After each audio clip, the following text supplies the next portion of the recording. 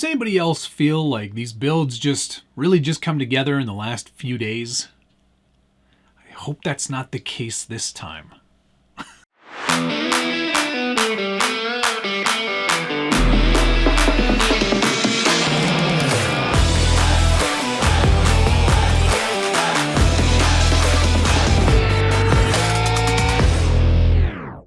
Welcome back to the Scale Builders Guild. Thanks again for watching. Today it's episode 2 of Road to the Scale Nationals. And if you're not familiar with the Road to the Scale Nationals format, it's where Josh and I are prepping trucks for this Scale Nationals in Leesburg, Alabama in the first or second week of April. I can't remember. I should really get that down pat. We are running classes 1, 2, and 3. It's an awful lot. Luckily, I'm only building 2 trucks. In the previous episode, I kind of gave you a rundown of what chassis I'm running in both classes and all of the things that need to be done, which is an ever-expanding list. It seems to never really end. But there are some significant advances this week. Lots of stuff has been happening. And as you can see, Class 1 is actually starting to look like a truck now. If you recall, this started out as a Brazen RC C1 Pro chassis, aluminum chassis, lots of printed parts, and now it's actually starting to look like a truck. It's a Jeep-ish. This is a J6 prototype body. They never really made these. I kind of wish that they did, though. A single cab pickup on a Jeep, it's right up my alley. That 4-door Gladiator thing is not a truck, despite what Josh might think. But here we go. Basically, the body is together. All of the main body parts have been printed. You can see there is a cab and a separate bed. Nice looking bed too, I might add, with lots of nice details on the back there. This was printed on my Prusa i3 Mark III Plus in Galaxy Silver Prusament PLA filament. I've already started doing some of the sanding. There will be a ton of sanding required to get this nice and smooth. Some of the panels have more sanding than others, and that's only just because it's sort of like one of those things I hate doing. So I only do it when I absolutely feel like it, which is not very often. The bed, you might notice, is a little bit shorter. I took an inch out. I bobbed the bed. And that cut happened between here and here. So these 2 panels here, an inch was taken out. So I've actually reduced the overall length of the truck significantly. And it looks way better in my opinion. I'm much happier with how that's starting to look back there. A bob is super easy. Anybody can do it. If you've got a razor saw or some sort of table saw or even a skill saw, might do it. I'll put a link right up here so you can check out how I bobbed the Jelly Bean for my Class 2 build from last year. Pretty easy process, definitely one I would recommend. If you are allowed to bob, you should definitely be doing it. Any overhang there in the rear is going to hurt you, so try to reduce that as much as possible. If I could go further with this, I probably would, but this is about as far as I was willing to go and keep the main body looking like it should. Anyway, I'm really happy with how that turned out. I think it looks awesome. Yeah, so like I said, some sanding has happened. The main thing that took the most amount of time, I think, over the last couple weeks was cutting this bed to get these shock hoops to fit through properly and give myself plenty of clearance for the shocks, all while not destroying the bed, because printing these pieces takes a long time and a lot of effort on my behalf, and it certainly isn't cheap. So I wanted to make sure that that was a perfect fit, and I think I did a pretty good job. The reason that I have this cardboard piece back here is just to show you cardboard aided design. This kind of thing always comes in really handy. And the best way I can explain this was I designed a template, this cardboard one right here, to mimic the inside of the bed and the width of the bed and where the shock hoops would go. I traced out where the shock hoops would go in relation to the bed, measured that about a dozen times before doing any cutting, and then just chopped out the portions of the bed that required it. I traced it by putting this right down into the bed and then just traced this template and then cut out those sections. I did use a Dremel for some of it. Not very much, because you know that Dremel will get away from you. So there you go. That was one of the more technical things that I had to do this week, and I wanted to get that done so I could start setting the wheelbase and getting the links all correct. Speaking of links, Brett from Brazen sent me a set of links designed for this C1 Pro chassis, and they worked out pretty well. The F10s that I'm using, because that is a newer axle, I don't think that the rear links were really set up specifically for that axle. So it was creating a pretty long wheelbase, almost 13 inches, which is way too long for Class 1 and way too long for this body. So I swapped the rear links for a set of Vanquish links that I had that actually came with the F10, so I knew that the geometry was going to be pretty decent. And everything seems to line up much better. We're much closer to a 12.3 inch wheelbase now, and I think it's looking really good. I have a bit of wiggle room in how I've put the body together and in terms of where it can mount, so I can shift it all back a little bit if I need to, but I'm kind of really happy with the stance, and I think that it's looking pretty good. In Class 1, you are allowed half an inch outside of the center of the wheel well, and that's just about where I'm sitting right now. Front is right about where it needs to be, so we might just leave it. Who knows? I think it looks pretty good, and I think it's going to work a little bit better being a slightly stretched wheelbase for this body. Speaking of this body, it is quite narrow. When you print this one, if you don't change any of the dimensions, it prints to be almost roughly 10th scale as opposed to 9th scale like the Axial Jeeps. So this one is slightly narrower, and it makes a big difference when you're trying to get at least half of the width of the tire covered. Luckily, with the wheel and tire combo that I've put together here, we are getting just about right on half tire coverage, which is pretty amazing. One of the main reasons I was able to do that, Vanquish hubs, the SLW hubs that you are very familiar with. This is the narrowest one they make. It's a 0.225 inches, which is pretty narrow by most standards. But Locked Up RC makes a 0.185 width, which really tucks that wheel in. And luckily the wheels that I've chosen so far all have enough clearance around that portal box to suck that wheel and tire combo in a little bit further. So I'm pretty chuffed with how that's coming along. I think that's looking really good. This fender here, this is just a flexible TPU printed fender. And that's what I'm going to be using for this truck, because you want to have some flexibility there so you can get around an obstacle or maybe just squeeze that in a little tiny bit more. It's perfect.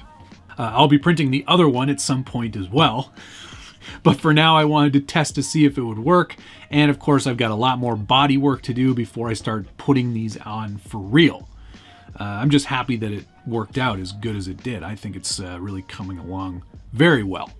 To help with all that sanding that I have coming up, I've already started some, but there's going to be a lot more. I printed this really nice little sandpaper wedge thing, which is perfect. It's the right size to fit nicely in your hand. It's not too big, has a nice pointy edge, lots of flat surface, and just gets into those areas really well. It's like perfect. It's like they made it just for this purpose. It's from Thingiverse. It's a free download. I will put the link in the description down below so you can pick one up for yourself. Speaking of body finishing, because of that bob, and because these panels all sort of go together a bit like a puzzle, there's some gaps here and there. It's just natural. 3D printers are pretty great. This Prusa is amazing. But even with that, there can be a tiny bit of warping. That actually comes up in Class 2 as well, and I'll get into that in a few minutes. But the best thing to do when you're starting to put these panels together is to start filling them with stuff. And I mean that to fill the gaps, of course. My friend Pardon My Noob, Turks and Jerps, Richard, whatever you want to call him, he did an awesome video that I'm going to link to right here for you to check out all kinds of different techniques for filling gaps in your scratch builds.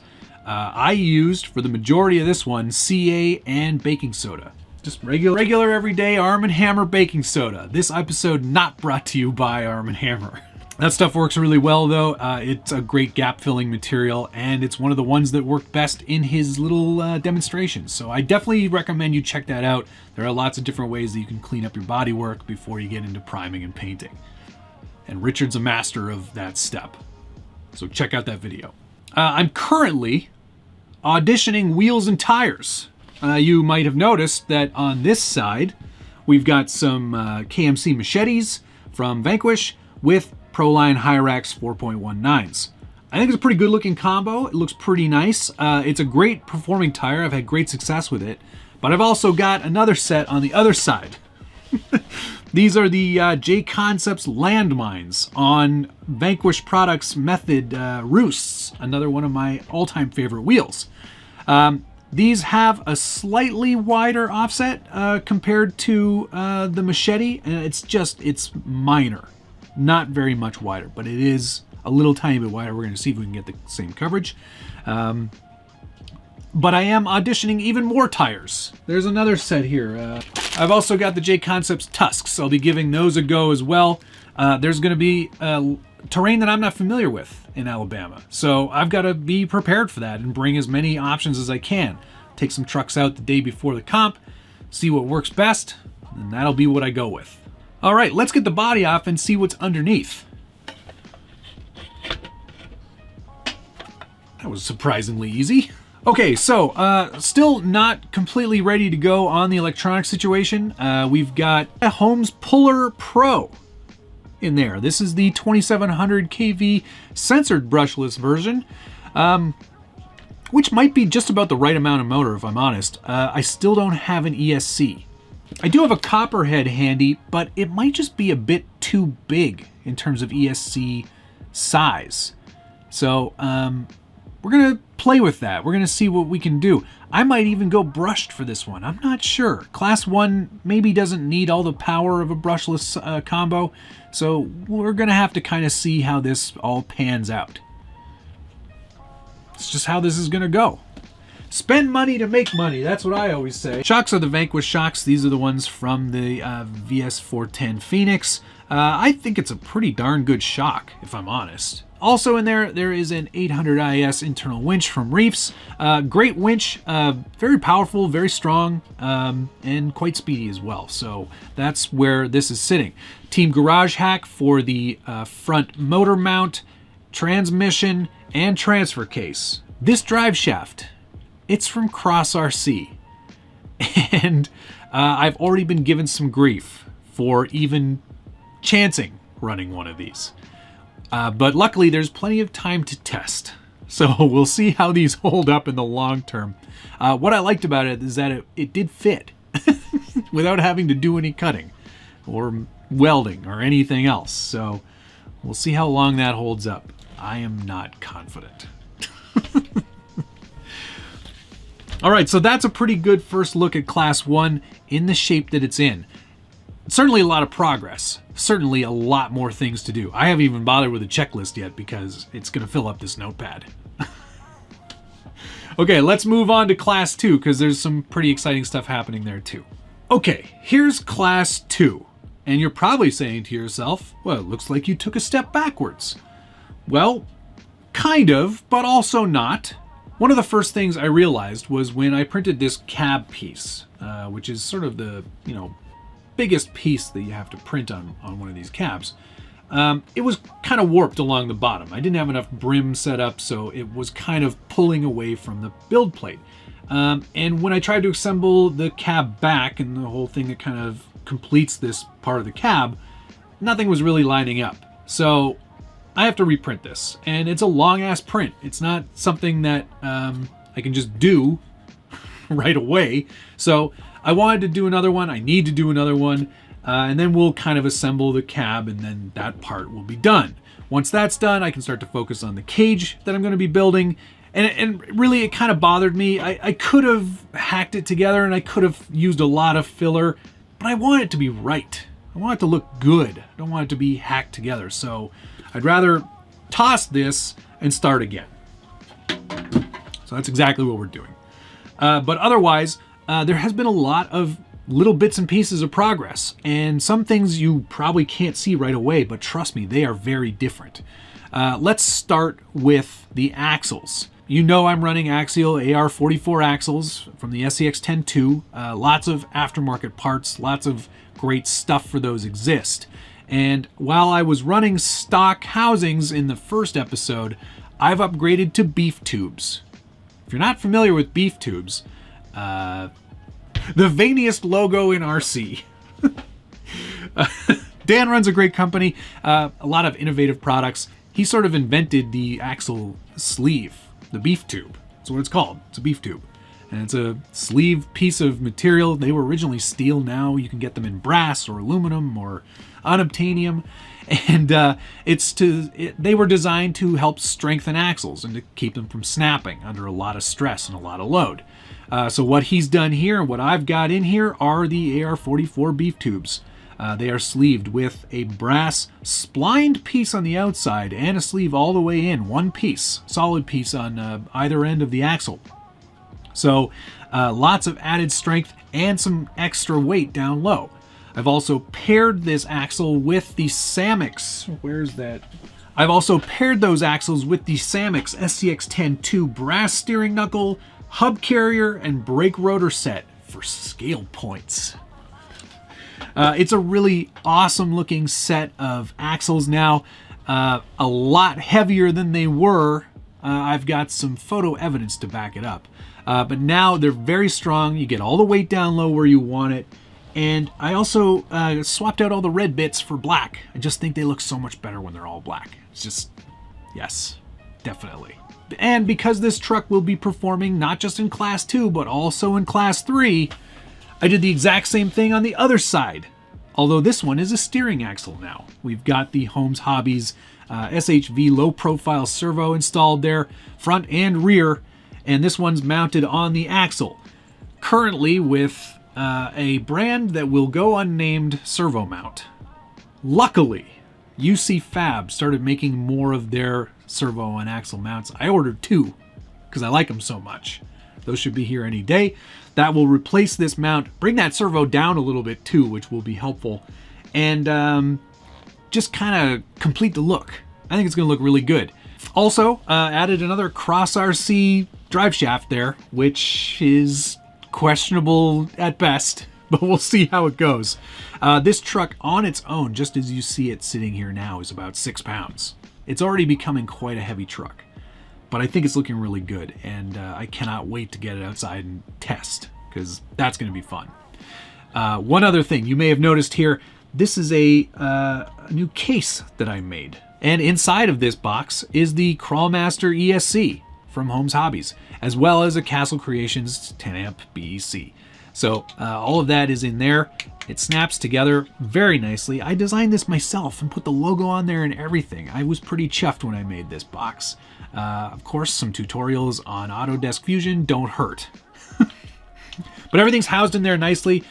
All of this wiring is going to be cleaned up because I bought some servo ends. I'm going to be shortening all these wires, tidying everything up, and just making it look really clean and professional.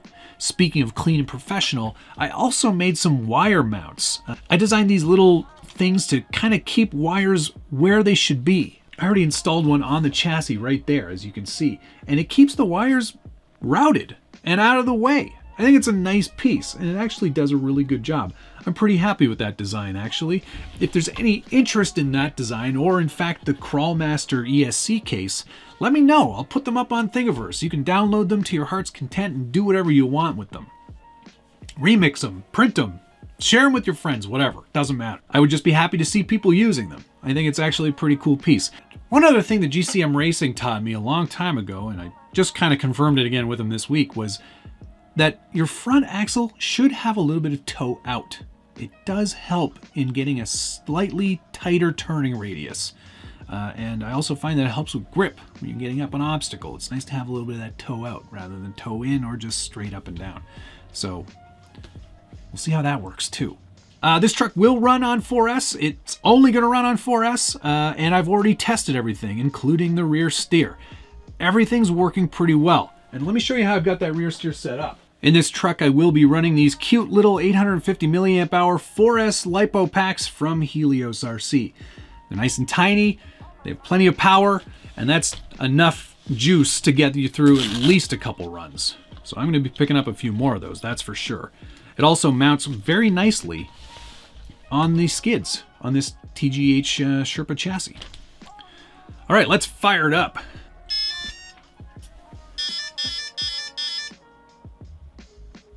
All right, there we go, all fired up. So as you can see, front steer as you would expect. But what I've done here is I've set up rear steer on this knob. I don't know what else to call it. It's a knob. And it's, you know, proportional, and you can change the amount of steering as you go there. Gives you all the steering throw that you would want. And I think it's kind of a nice way to do it because I can drive this radio one-handed. So I can steer this hand with this and change this one with this.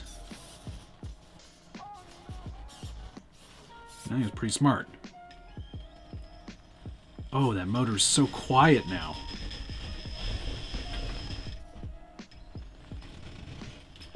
I can hardly believe it.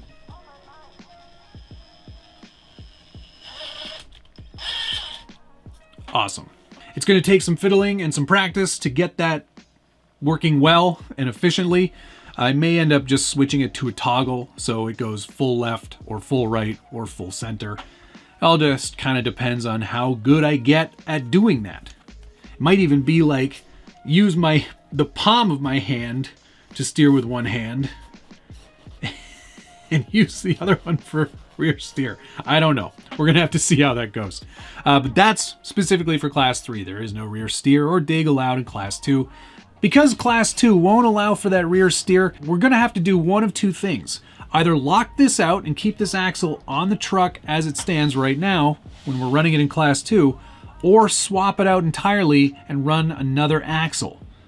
I'm leaning towards swapping it out entirely just to save myself a bit of weight and a little bit of center of gravity. Let me know what you would do. Put a comment down below. Much like Class 1, I've got a lot of tires and wheels and options to kind of go to Alabama with and see how they all work. I think that's kind of it, actually.